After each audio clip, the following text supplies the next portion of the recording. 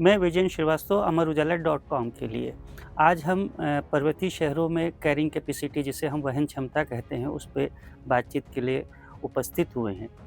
वर्ष 2023 की अगर हम बात करते हैं तो जोशीमठ की घटना ज़हन में आती है, जब एक भू-धसाव के मामले सामने आने के बाद चिंताएँ बढ़ गई थीं।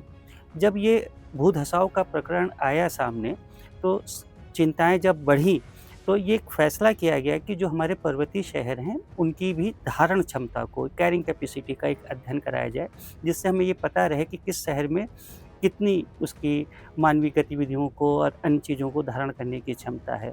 उस समय बातचीत भी हुई, सारी बातें रहीं। लेकिन अगर हम आज 2026 में हैं और उस सर्वे की बात करें, जिसमें पर्वतीय शहरों के सर्वे किया जाना था कैरिंग कैपेसिटी को लेकर, वो सर्वे अभी कहीं दिखाई नहीं देता। इस संबंध में जब हमने आपदा प्रबंधन विभाग से, आवास विभाग से व अन्य विभागों से जब पता करने की कोशिश की, तो पता चला कि यह सर्वे अभी कहीं किसी रूप में सामने नहीं आया है। यह बताता है कि हम इसको लेकर अभी और गंभीर नहीं हैं।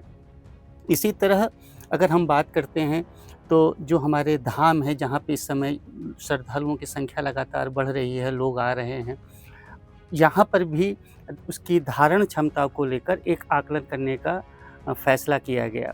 वर्ष 2024 में दिसंबर में प्रदूषण नियंत्रण बोर्ड ने यह ज़िम्मेदारी wild life institute of India, भारतीय वन्यजीव संस्थान को सौंपी कि आप इसका धारण क्षमता का आकलन करें। इसमें केदारनाथ, गंगोत्री, यमुनोत्री और हेमकुंड साहिब को लिया गया। यह अध्ययन का कार्य शुरू हुआ। इसमें ये देखना था कि जो हमारे धाम हैं, वहाँ पर कितने लोग रह सकते हैं, वहाँ उनकी आवास की क्या सुविधा है, जो घोड़े खच्चर चलते हैं उनकी संख्या कितनी है, उनको रख-रखाव की कितनी है, पार्किंग की कितनी सुविधा है, पेयजल, सीवेज, बहुत सारे पहलुओं को उसमें शामिल किया जाना था। हेलीकॉप्टर सेवा चलती है, उसका भी प्रभाव और उसकी सेवाओं के बारे में भी अध्ययन किया जाना था। ये अध्ययन का काम भारतीय वन्यजीव संस्थान ने शुरू किया।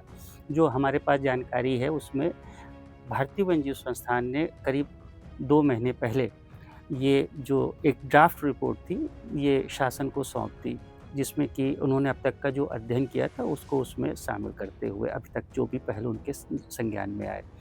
अब ये जब ड्राफ्ट रिपोर्ट आ गई, तो अब शासन ने इस ड्राफ्ट रिपोर्ट पे जो भी हितधारक हैं या स्टेक होल्डर हैं, उनका भी सुझाव लेने की प्रक्रिया को शुरू किया।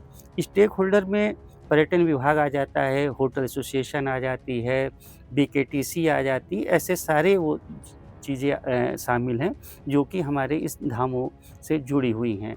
अब जब ये स्टेक होल्डर अपने सुझावों को दे देंगे, उसके बाद फिर से एक बार जो ये सुझाव हैं उनको भारतीय वन्यजीव संस्थान को भेजा जाएगा, अधिकारी बताते हैं, और फिर इसको रिपोर्ट को अंतिम रूप दिया जाएगा। जब ये रिपोर्ट अंतिम रूप में आएगी, तो उसके बाद क्या-क्या कदम उठाए जाने हैं, ये आगे का फैसला होगा।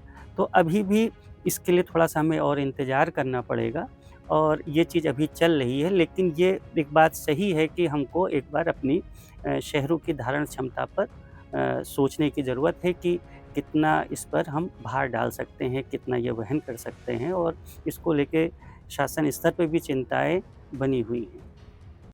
अगर आप ये वीडियो YouTube पर देख रहे हैं तो हमारे चैनल को सब्सक्राइब कर बेल आइकन दबाएं, और Facebook पर देख रहे हैं तो हमारे पेज को लाइक करें।